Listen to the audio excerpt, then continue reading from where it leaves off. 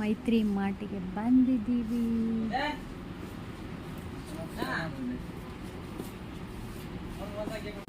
Dosa ಹಂಚು ತಗೊಳೋದಕ್ಕೆ cost iron ತಗೊಳೋಣ ಅಂತ ಈ ಸಲ. ಬಾಟಲ್ ತೊಳೆಯೋದಕ್ಕೆ ಇದು ಪಿಜ್ಜಾನ ಅವ್ರದ್ದು ಮಾಡಿರೋದು 95. ಅದು ರೈಟ್ ಕಡಿಮೆ ಇರುತ್ತೆ, ರೈಟ್ ಹಾಕ್ತೀನಿ.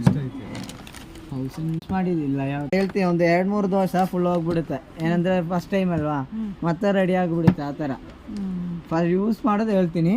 ಫಸ್ಟ್ ನೀವು ಯೂಸ್ ಮಾಡಿಬಿಟ್ಟು ಆಯಿಲ್ ಇದೆಲ್ಲ ವಾಶ್ ಮಾಡಿಬಿಟ್ಟು ಡ್ರೈ ಆದಮೇಲೆ ಸೈಡಲ್ಲಿ ಇಡಬೇಕು. ಇಲ್ಲಾಂದರೆ ರಸ್ಟ್ ಹಿಡಿಯುತ್ತೆ.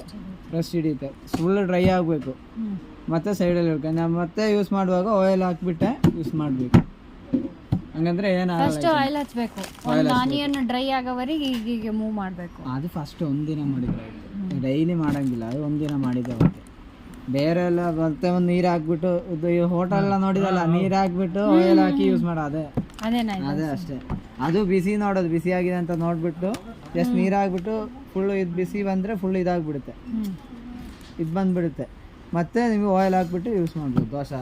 ಮತ್ತೇನು ದೋಸೆ ಹಾಕ್ಬೇಕು, ಮತ್ತೇನು ಆಯಿಲ್ ಹಾಕ್ಬೇಕು. ಸ್ವಲ್ಪ ನೀರು ಹಾಕಿ ಫಸ್ಟ್, ಆಮೇಲೆ ಆಯಿಲ್. ಗೀ ಎಲ್ಲ ಹಾಕಿದ್ರೆ ಒಳ್ಳೇದು, ಗೀ ಇರುತ್ತಲ್ಲ. ಒಂದು ಸ್ವಲ್ಪ ದಿನ ಆದಮೇಲೆ ಪಾನಿಪುರಿ ತಿನ್ನೋಕೆ ಬಂದಿದ್ದೀವಿ. ಐಸ್ ಕ್ರೀಮ್ಗಳಿದ್ದಾವೆ, ಸೂಪರ್ ಅಲ್ಲ, ತಿನ್ಬೇಕನ್ಸುತ್ತೆ. ಗಾಢವಾಗಿ ಯೋಚನೆ ಮಾಡ್ತಿದ್ದಾರೆ. ಪಾನಿಪುರಿ